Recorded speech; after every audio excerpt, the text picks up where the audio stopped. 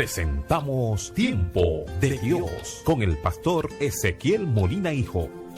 Una palabra de fe que puede transformar tu vida.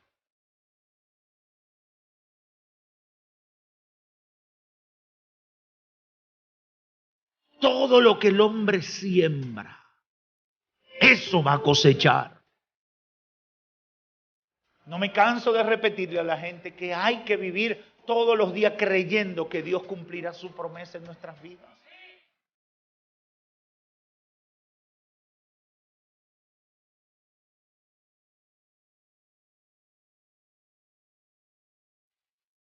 Espíritu Santo, dependemos de ti.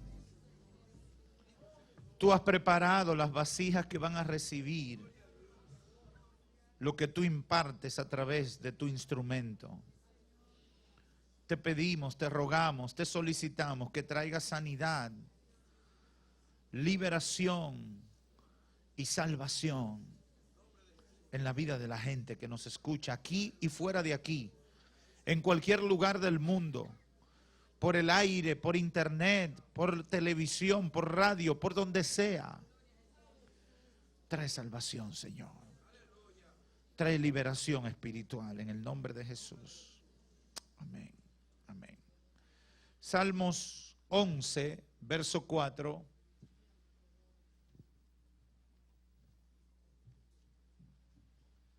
Salmos 11, verso 4. Si lo tienen, pueden decir amén, por favor. Jehová está en su santo templo. Jehová tiene en el cielo su trono. Sus ojos, sus párpados examinan a los hijos de los hombres. Jehová prueba al justo, pero al malo y al que ama la violencia, su alma los aborrece. Sobre los malos hará llover calamidades, fuego, azufre y viento abrasador será la porción del cáliz de ellos, porque Jehová es justo y ama la justicia. El hombre recto mirará su rostro. Amén. Pueden sentarse. Gloria a Dios. Esta mañana, mientras nos preparábamos para venir al culto, a la casa del Señor, había un programa en la televisión que hacen análisis de el quehacer de la vida nacional. Y hubo una contradicción entre dos expositores de ese programa, porque de repente se dio una conversación aclaratoria entre dos ignorantes del tema que estaban hablando. Imagínense, un ignorante orientando a otro ignorante. De verdad que eso es contradictorio, ¿verdad? Es una cosa, una locura. Es como uno que no sabe de mecánica que empiece a decirle cómo es que funciona la mecánica. Te dice, van a hablar disparate, seguro y garantizado. Y digo esto porque uno de ellos dice, bueno, porque Dios no fue el que permitió que pasara el terremoto en Haití. Y dice el otro, sí fue Dios. Y después dice el otro, no fue Dios, fue el otro. Y dice el otro, no, fue la naturaleza. Y empezaron un dime y direte de cosas que ellos estaban incapacitados para hablar de ellas. La ignorancia brotaba en las palabras que decían, porque a la verdad ellos no tenían explicación a lo que había pasado. Yo sé que en estos días y cada vez que ocurre una catástrofe, cada vez que pasa un fenómeno de la naturaleza que trae muerte, que trae dolor, que trae angustia, tribulación en la vida de un pueblo, de una nación, aún a nosotros los mismos cristianos evangélicos nos cuesta explicar qué fue lo que pasó. se nos hace difícil dar una respuesta convincente para los que esperan respuesta y para nosotros mismos que no entendemos a ciencia cierta lo que ha ocurrido. Se hace difícil. Se hace difícil explicar que Dios haya permitido que miles y miles de personas mueran a partir de un terremoto. Se hace difícil entender que Dios permita que un huracán entre a un poblado y se lo lleve completo. Se hace difícil entender esos escenarios que se dan en la vida. Y mucho más difícil es explicarlos. Hoy yo quiero hablar con el tema el justo juicio de Dios. Justo juicio de Dios. Y para hablar de eso tengo que comenzar hablando del carácter moral de Dios en su creación y con sus criaturas. Porque esto muchas veces nos enfrenta a un incomprensible accionar de Dios frente a la conducta humana, el no dominar, el no conocer, el no entender el carácter moral de Dios es lo que nos incapacita para entender los fenómenos y las situaciones que ocurren en el mundo a partir de la seguridad de que Él tiene el control de todo lo que está pasando. Porque muchos incrédulos cuando pasan situaciones como esta dicen, pero si Dios tiene el control, ¿por qué permite tanta muerte? ¿Por qué pasa lo que pasa? Y viene ese choque entre lo que nosotros creemos que es el carácter de Dios y lo que la Biblia dice que es el carácter moral de Dios. Y hay mucha ignorancia. Hay realidades en el universo de Dios que no pueden ser pasadas por alto. Y yo quiero resaltar eso. Hay realidades en el universo, en toda la creación, en todo lo que existe, que aun cuando en la conciencia particular de nosotros Dios debería manejarse de una u otra manera, esas realidades, esas situaciones, Dios no puede pasarlas por alto porque son contrarias a su carácter, a su naturaleza. Como humanos, esas situaciones las podemos pasar por alto. Como humanos podemos buscarle una salida, podemos dejarla para después, pero Dios no lo va a hacer. Dios siempre va a extender su misericordia hasta lo más posible.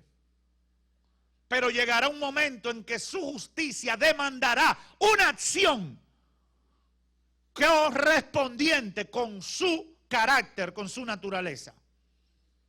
Y eso es difícil de entender. La misericordia de Dios va a intervenir y se va a manifestar para llamar la atención mientras hay tiempo, pero llegará un momento donde la justicia de Dios demandará una acción. Y Dios tendrá que permitir que su juicio se manifieste o sea ejecutado. Los seres humanos usualmente establecemos lo que es justo o lo que es justicia en función de lo que nosotros creemos que está bien. Pero no es eso necesariamente lo que Dios piensa que debe ser. Por ejemplo, hay padres que pueden ser tolerantes y sus hijos hacen travesuras. Y hay padres que no le dicen nada, pero es que mi hijo, ese muchachito me dio mucho trabajo, dale ese tamaño. Y sale una mamá apoyadora y dice, ese lo parí yo. Y viene quien lo conoce y le dice, es que ese muchacho tiene una conducta inapropiada. Pero los padres vienen y dicen, bueno, sí, él tiene algunos problemas, pero ese es mi hijo. Y cuidado. Los maestros de hoy saben mucho de ese tipo de casos.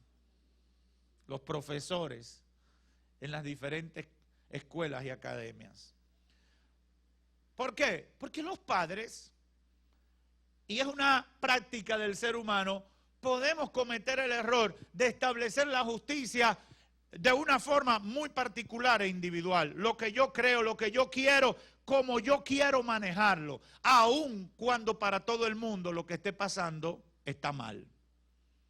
Tenemos esa tendencia. El ser humano en sentido general tiene esa tendencia, pero Dios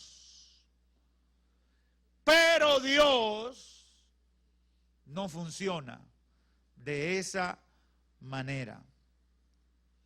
La verdadera justicia en toda la creación está sobre la base de lo que Dios cree que es correcto.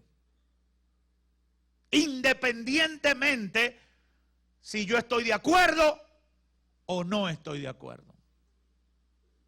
Óigame bien, la verdadera justicia en la creación está sobre la base de lo que Dios cree que es correcto.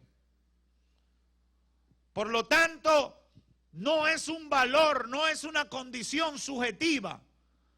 No depende de una opinión particular de una persona. Está definida en función de la naturaleza de Dios. Todo el sistema de leyes que Él ha establecido en ese sentido están de acuerdo con lo que Dios cree que es correcto. Cuando Dios dice que una cosa es mala, lo está definiendo en función de Él mismo, no en función de ningún código, ni por referencia de otra persona. Lo está definiendo en función de lo que Él es, de lo que Él cree y de lo que Él establece. La valoración o decisión de Dios con respecto a mi condición no puede ser cuestionada, no puede ser puesta en duda su justicia, porque justo es Dios en todo lo que hace. Hay cosas de Dios que yo no voy a entender, pero no puedo decir que es injusto. Yo oigo mucha gente, cada vez que pasa una desgracia en el mundo, opinando, diciendo cosas que ellos no saben. Porque el hecho de que yo piense o tenga una opinión sobre algo no me da autoridad moral sobre lo que está pasando. Y mucho menos con las cosas que están bajo la autoridad, bajo el dominio de Dios. Vuelvo y repito, hay cosas que yo no voy a entender en un momento, pero no quiere decir que Dios haya sido injusto. Y se lo vamos a demostrar por la palabra de Dios. El salmista, en el Salmo 19, David, verso 7, dice unas palabras que confirman esto que acabo de declararle. Dice: la ley de Jehová es perfecta, que convierte el alma. El testimonio de Jehová es fiel, que hace sabio al sencillo. Los mandamientos de Jehová son rectos, que alegran el corazón. El precepto de Jehová es puro, que alumbra los ojos. El temor de Jehová es limpio, que permanece para siempre. Los juicios de Jehová son verdad, todos justos. Aleluya. El salmista David lo estaba diciendo porque él ya tenía experiencia. Justicia tiene que ver con ley, moralidad y rectitud. Por eso David dice estas palabras. Dice David: los mandamientos de Jehová, bien. Las leyes de Dios, bien. Las decisiones de Dios, bien. Los juicios, también. Es fuerte, pero es la verdad, es la realidad. Yo quiero dejar en el corazón de ustedes 2 puntos en torno a esta reflexión. Porque hay mucha confusión en torno al justo juicio de Dios. Por su carácter justo, Dios siempre tendrá que reaccionar frente al pecado. Siempre. Dios siempre tendrá que reaccionar frente al pecado. Dios no puede taparse los ojos y decir, no voy a ver el pecado. Tú pecas y ¿qué? Dios, mira para otro lado, que yo estoy aquí haciendo una travesurita, pero eso es por un rato, dame ese chance. Dios no puede decir que voy a mirar para otro lado. Dios tiene que reaccionar frente al pecado. Eso no depende de una condición relativa. Dios tiene que reaccionar frente al pecado. Dios no puede hacerse indiferente al pecado. Dios siempre tendrá que reaccionar frente al pecado y siempre tendrá que aplicar su justicia por el pecado, aunque la experiencia sea dolorosa. Oye bien, siempre va a reaccionar frente al pecado y siempre tendrá que aplicar su justicia por consecuencia del pecado, aunque la experiencia duela. Yo sé que hay mucha gente que no quería oír eso hoy. Yo sé que hay mucha gente que le suena duro escuchar eso, pero es que va en función de la misma naturaleza de Dios. Y yo tengo 3 ejemplos con los cuales quiero demostrar esto. Está el famoso caso de Noé y el llamado a la salvación por medio del arca. ¿Cuántos han escuchado hablar del arca de Noé? Y los animalitos y Noé y el diluvio. Aleluya. Ahora, ¿qué dice la Escritura? Si nos vamos al libro de Génesis capítulo 6, vamos a encontrar detalles interesantes de lo que pasó en la primera factura grande que Dios le pasó a la humanidad.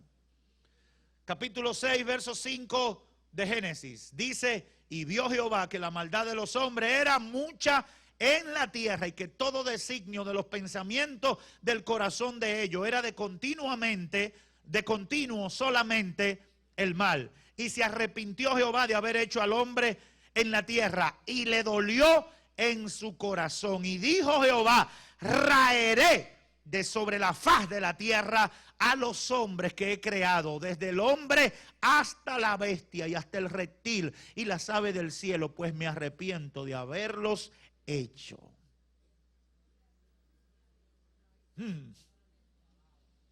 Estamos en Génesis 6 ahí.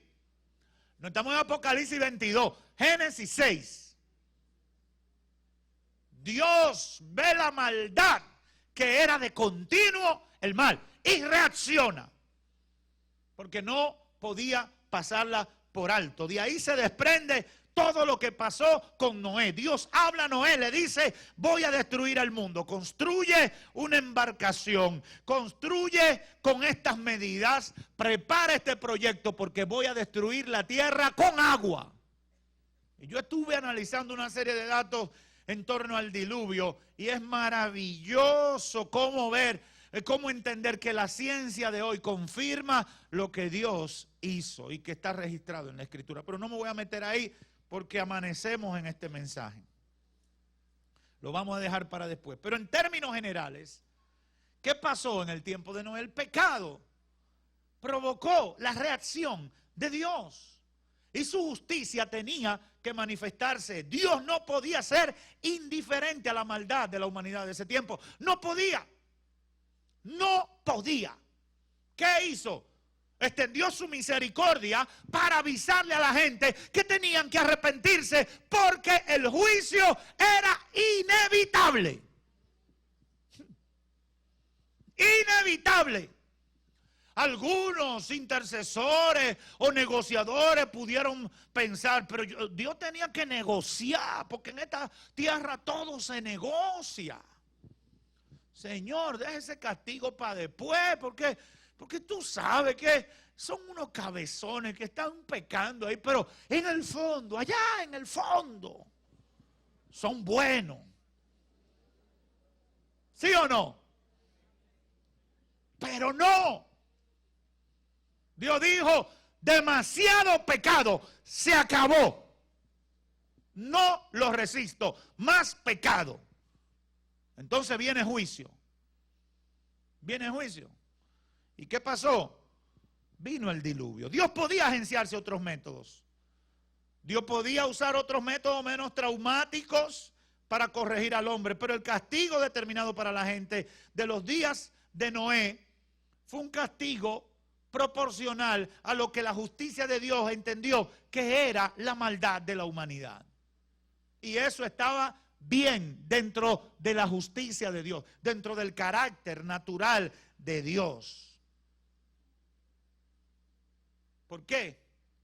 Porque no hay ley en su propio ser u obrar que sea violado por algo que haya en su propia naturaleza. Te lo voy a repetir eso. No hay ley en su propio ser de Dios u obrar que sea violado por algo que haya en su propia naturaleza. Por eso Dios tiene que castigar. Porque cuando pecamos ofendemos su justicia, su carácter, su naturaleza, y su justicia actúa. La justicia viene a actuar para ejecutar sentencias, determinaciones. ¿Por qué? Por violaciones a la ley. Tú violas una ley y aunque tú te arrepientas te ponen la multa. ¿Sí o no? Y si esa es la justicia de los hombres, para muestra le dejo ese botoncito. Pero vámonos al otro caso, bien emblemático, Sodoma y Gomorra, dos grandes ciudades, importantes para la civilización de su tiempo. Pero su pecado subió a la presencia de Dios. Génesis 18:20, vamos a ver, ahí está el otro lío. Génesis 18:20, entonces Jehová le dijo, por cuanto el clamor contra Sodoma y Gomorra se aumenta más y más y el pecado de ellos se ha agravado en extremo, descenderé ahora y veré si han consumado su obra según el clamor que ha venido hasta mí, y si no, lo sabré. Y se apartaron los varones y vino la sentencia de quemar con fuego y azufre a Sodoma y a Gomorra. La realidad es que en estas ciudades no había temor por mucho tiempo. La maldad era su modo de vida. Y llegó hasta la presencia de Dios. La Biblia usa una terminología para tratar de explicar de alguna manera cómo Dios llega hasta un punto donde decide ejecutar una sentencia producto de su justicia. Subió a la presencia de Dios el pecado. No lo vea en términos físicos, es que llega un límite donde Dios dice, no le voy a aguantar más, voy a ejecutar. Y le pasa a naciones, le pasa a familias, le pasa a personas. Llega un momento en que Dios dice, basta. No acepto una gota más de maldad. Porque la gente ha confundido la misericordia con la tolerancia. La gente ha confundido la misericordia con la indiferencia.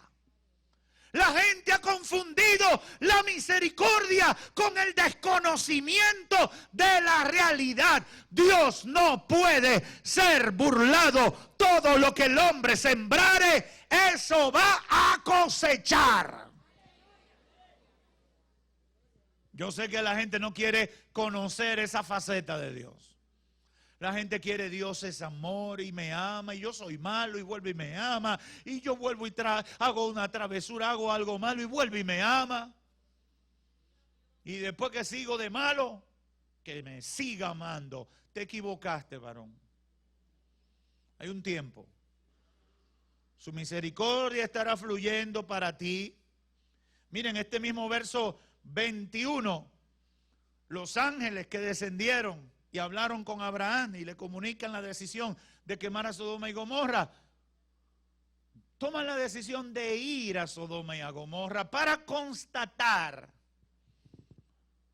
la señal que había en el cielo de la maldad de ellos.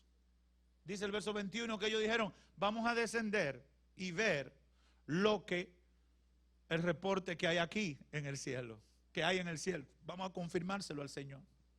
Y cuando llegaron a Sodoma y Gomorra lo querían violar.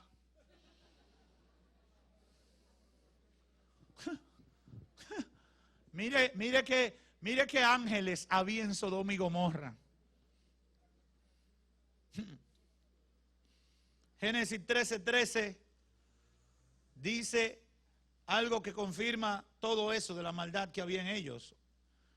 Mas los hombres de Sodoma eran malos y pecadores contra Jehová en gran manera.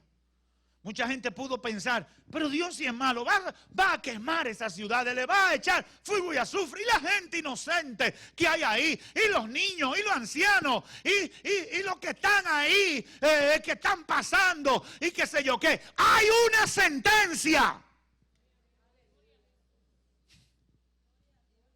Y lo que a uno le conviene es estar lejos de Sodoma. Porque si estás en Sodoma, se te pega.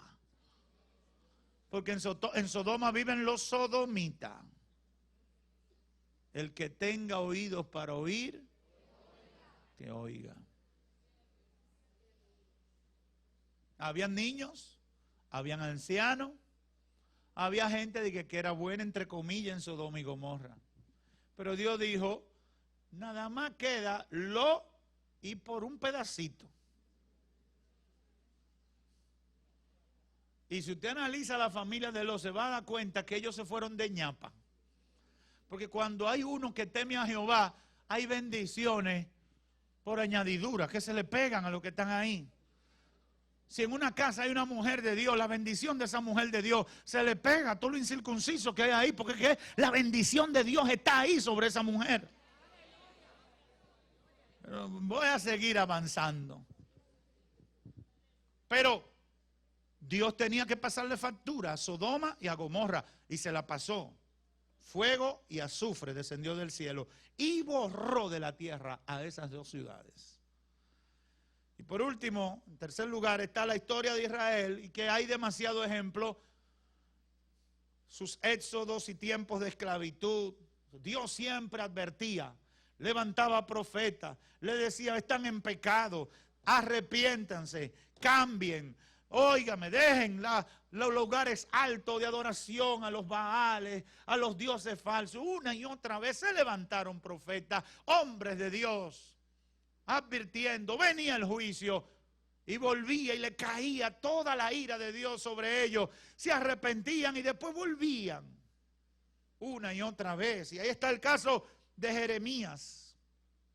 Jeremías lloraba delante de la presencia de Dios porque Jeremías no quería anunciar tanta maldad. Jeremías estaba cansado porque la palabra profética que Dios ponía en su boca era de juicio sobre la nación de Israel. Y Jeremías le decía, mira, Dios dice que viene un juicio, tienen que cambiar, tienen que reaccionar frente a lo que está pasando, pero ellos no lo veían. Y Jeremías le dio detalles de todo lo que iba a pasar.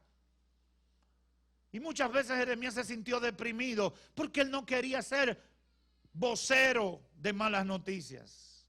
Usted puede leer el libro de Jeremías y se va a dar cuenta de la batalla personal de Jeremías. Pero ¿qué pasó? Ellos no hicieron caso y el imperio babilonio acabó, destruyó, llevó esclavitud, dolor, muerte. Sangre corrió.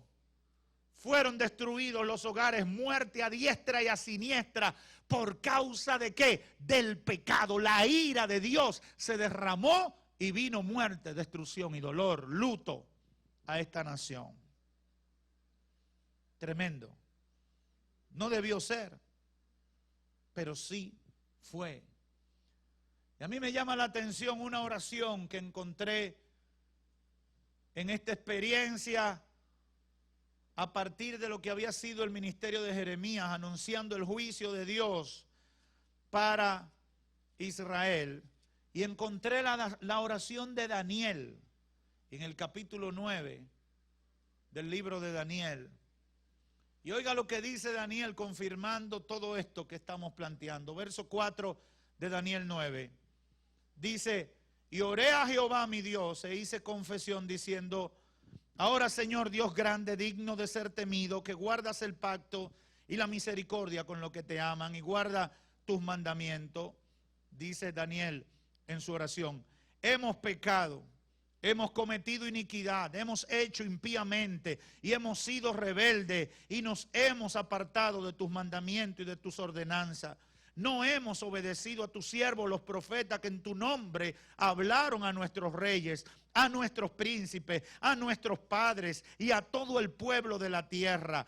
Tuya es, Señor, la justicia y nuestra la confusión de rostro. Como en el día de hoy lleva todo hombre de Judá, los moradores de Jerusalén y todo Israel, lo de cerca y lo de lejos, en todas las tierras a donde lo has echado a causa de su rebelión con que se rebelaron contra ti. Oh Jehová, nuestra la confusión de rostro de nuestros reyes, de nuestros príncipes y de nuestros padres, porque contra ti pecamos. De Jehová nuestro Dios es el tener misericordia y el perdonar, aunque contra Él nos hemos rebelado y no obedecimos a la voz de Jehová nuestro Dios para andar en sus leyes que Él puso delante de nosotros por medio de sus siervos los profetas. Daniel está diciendo en esta oración: Señor, es verdad, tú eres justo, tú eres justo. Y Daniel estaba refiriéndose al ministerio de Jeremías y otros profetas que habían hablado, que habían advertido, que habían llamado la atención, que le habían dicho a la nación: dejen de pecar, cambien de rumbo, detengan esa ruta de muerte, porque la ira de Dios va a venir. ¡Oh, gloria a Dios! Y cuando uno piensa en esto, reflexiona sobre la actitud de la sociedad de hoy. La iglesia del Señor vive advirtiendo: hay que cambiar de vida, hay que rechazar el pecado, hay que dejar el desenfreno moral, hay que dejar la decadencia espiritual. Y uno predica una y otra vez en las iglesias, en las calles, en las casas, en la radio, en la televisión, una y otra vez, y la gente no reacciona. Oh, bendita sea la gloria de Dios. Por eso Daniel dice: nosotros somos los culpables. Porque tú lo avisaste, Jehová. Tú llamaste nuestra atención y nuestros gobernantes no hicieron nada. Y nuestros sacerdotes no hicieron nada. Y nuestro pueblo no hizo nada. Por tanto, tu justo juicio ha caído sobre nosotros. Aleluya. Eso es doloroso, hermano. Todo Israel traspasó tu ley apartándose para no obedecer tu voz. Verso 11. Por lo cual ha caído sobre nosotros la maldición y el juramento que está escrito en la ley de Moisés, siervo de Dios. Porque contra él pecamos. Y Dios ha cumplido la palabra que habló contra nosotros y contra nuestros jefes que nos gobernaron, trayendo sobre nosotros tan grande mal. Pues nunca fue hecho debajo del cielo nada semejante a lo que se ha hecho contra Jerusalén. Conforme, óyeme, él está diciendo lo que le han hecho a nuestro pueblo. Nunca se había hecho una masacre tan grande como la que ocurrió contra Jerusalén. Lo está admitiendo Daniel. Verso 13. Conforme está escrito en la ley de Moisés, todo este mal vino sobre nosotros. Y no hemos implorado el favor de Jehová nuestro Dios para convertirnos de nuestras maldades y entender tu verdad. Por tanto, Jehová veló sobre el mal y lo trajo sobre nosotros, porque justo es Jehová nuestro Dios en todas sus obras que ha hecho, porque no obedecimos a su voz. Oh, bendita sea la gloria de Dios. Siempre que usted vea una manifestación de la ira de Dios, calle. Porque Dios es justo. Y cuando Él permite las cosas, Él tiene razones suficientes por las cuales las permite. Yo no sé qué tanto pecado ha acumulado Indonesia, pero después del tsunami se reveló que en Indonesia por muchos años ha habido una feroz persecución contra la iglesia del Señor. Y en el tsunami más grande de años recientes, en Indonesia, los evangélicos de esa ciudad donde el tsunami hizo el desastre terrible, habían tenido que irse a esperar el año en oración a las montañas, porque el gobierno de Indonesia no le permitió adorar a Dios en la ciudad, y ellos se fueron a las montañas, y Dios vengó su causa, y los que le servían al Señor sobrevivieron. Oh, es verdad, hubo mucha muerte, pero se lo buscó la nación. Los datos llegaron después. Los datos han seguido llegando después de toda la maldad, de toda la persecución, de todo el ensañamiento contra la predicación del evangelio. Los datos han brotado de toda la cosa mala que ha habido en esa nación. Entonces, cuando uno la pesa en balance, entiende que habían provocado la ira de Dios. Yo no sé lo que ha pasado en la nación vecina. Sí puedo ser testigo que hace más de 10 años, cada vez que visitaba por razones de trabajo ese lugar, siempre habían invitaciones a cultos al diablo y a los demonios. Y se presentaba como motivo turístico decirle: vengan a un culto a los demonios. Porque la religión oficial de este país es el culto a los demonios. Y te lo ponían en todo, en las habitaciones de los hoteles, en los cubiertos, enarbolando esa mentira del diablo. Por eso la iglesia del Señor tiene que pararse en esta nación y decirle a los brujitos esos que en nombre de una cultura de oscurantismo y de pecado quieren llevar a esta nación a rendirle culto a los Baales por medio de los carnavales y fiestas a los demonios. Se equivocaron. Se abasondan aquí abasoa.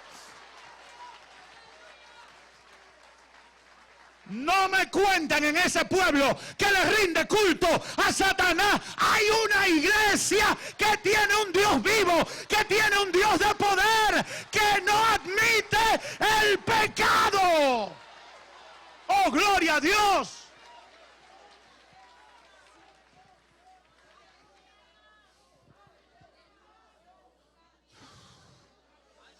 ¡Ey, santo!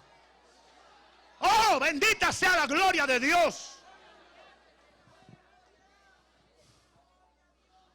Porque Satanás con su sutileza va a tratar de introducir eso. Y algunos podrán pensar que mientras hablamos de esta manera, no estamos mostrando dolor y solidaridad con los que sufren. Claro que tenemos dolor. Claro que tenemos solidaridad y haremos lo posible por ayudar. Pero entendemos que hay una razón de base. Cada vez que la ira de Dios se desata sobre una nación, hay razones espirituales que han condicionado que la justicia de Dios se exprese con la manifestación de su ira. Eso es así. Por eso la iglesia tiene que estar intercediendo por las naciones. Nuestro país, la misericordia de Dios se ha extendido, pero hemos sido suficientemente malos. Hemos sido suficientemente malos. Yo sé que cada vez que la iglesia intercede, me parece ver en el cielo la batalla que tuvo Abraham allá en Génesis, intercediendo por Sodoma y Gomorra. Señor, quedan 1000, quedan 2000, Señor. Quedan 10,000 evangélicos que te temen y están pidiendo misericordia. No permita el juicio todavía, Señor, porque hay 10,000, hay 20,000 evangélicos en la Romana. No permita que venga el tsunami, porque hay gente ahí que le sirve a Dios y le cree a Dios. Y por ellos, no por los demás, por ellos. Y quiero decirle esto a la nación, y quiero decirle a esta provincia: la misericordia de Dios todavía nos ha preservado, porque hay iglesia de Dios en este lugar. Hay gente de Dios, hay pueblo de Dios que clama. Yo les recomiendo a los gobernantes, les recomiendo a las autoridades, les recomiendo a la gente de influencia: apoyen a los evangélicos. Ábranle puerta a los evangélicos. Incentiven a los evangélicos, porque mientras haya evangélicos de verdad en un lugar, la misericordia de Dios estará fluyendo. ¡Ay del día en que la iglesia del Señor no esté! ¡Ay del día! ¡Ay del día! ¡Ay del día! Oh, bendita sea la gloria de Dios. ¿Se deleita Dios en el castigo? ¿Se deleita Dios en aplicar sus juicios a los seres humanos? La respuesta es que no, Dios no se deleita. Jehová le dijo a Jeremías: dile a ellos que mis pensamientos son para bien, no para mal. Dios no se deleita. No es el deseo de Dios que la gente se pierda. Como dice 2 de Pedro 3:9, el Señor no retarda su promesa, según algunos la tienen por tardanza, sino que es paciente para con nosotros, no queriendo que ninguno perezca, sino que todos procedan al arrepentimiento. En el caso de Noé, Dios siempre tuvo el deseo de salvar a la mayor cantidad de gente posible, y Noé se tomó mucho tiempo para construir el arca. Mucho tiempo. Se han hecho algunos cálculos y se dice que Noé tuvo que cortar más de 14,000 árboles para conseguir madera para construir el arca. Y la gente no le quería ayudar, y algunos entienden que Noé y su familia fue lo que trabajaron construyendo el arca. Y cepillar eso, pasarle brea y hacer las piezas con una tecnología muy rústica, se tomó mucho tiempo. Y Noé construía su arca y la gente se burlaba de Noé. Y le decía: Dios va a destruir el mundo. Y la gente no lo entendía. Dios le dio tiempo para que alcanzaran salvación, pero no hicieron caso. En Sodoma y Gomorra, los ángeles, al consultar con Abraham, salen para Sodoma y querían ver si había chance para ellos. Dios deseaba una pequeña señal de humillación, pero cuando llegaron, lo quisieron violar, lo quisieron destruir. Dios quería tener una razón para detener el juicio. Dios siempre quiere encontrar una razón para detener el juicio. El problema es que somos tan malos que nos revolcamos en la vida de pecado una y otra vez, sin tener en cuenta al Dios de los cielos. Esa es la triste realidad. Al pueblo de Israel, Dios en repetidas oportunidades le decía: arrepiéntanse, arrepiéntanse, arrepiéntanse. No nos vamos a arrepentir. Y después venía el juicio. En conclusión, por su naturaleza, Dios no tolera el pecado. Dios no lo tolera. no lo tolera por toda la vida. Hay un tiempo en que su misericordia va a intervenir para darte oportunidad. Pero ese tiempo nadie puede determinarlo. Está dentro de la soberanía de Dios en extender su misericordia para una gente, para un pueblo o para una nación. Por eso Él dice, tendré misericordia de quien quiera tener misericordia, y nadie puede meterse en eso, porque Él es soberano. Dios lo determina, porque Él no quiere el pecado. Su justicia tendrá que reaccionar al pecado. Entonces será el lloro y el crujir de dientes. Dios va a reaccionar, amigo, Dios va a reaccionar. Que yo tengo muchos años escuchando a ustedes predicar y yo sigo y yo conozco a fulanito, tiene 40 años pecando y no le ha pasado nada. Va a reaccionar. Sí, pero que, ¿por qué entonces si yo nada más tengo un año, vino y me pasó la patana por encima? Porque reaccionó y a ti nada más te dio un año. Pero eso no es justo, para ti no es justo. Pero Él estableció que te iba a avisar. Te enseñó, te dio la oportunidad y no hiciste caso. Te toca lo que te toca. Punto. Pero que eso es muy fuerte en tu opinión, en tu mente. Pero con Él, Él sabe lo que te toca. No es su deseo. No es su deseo, pero te va a tocar porque tú te los estás ganando. Hemos presentado Tiempo de Dios con el pastor Ezequiel Molina Hijo. Esperamos que este tiempo haya sido una bendición para ti. Te invitamos a nuestra próxima presentación. Si quieres comunicarte con nosotros, envía un correo electrónico a eltiempodedios@gmail.com o llámanos al teléfono 809-813-1029, La Romana, República Dominicana. Tiempo de Dios.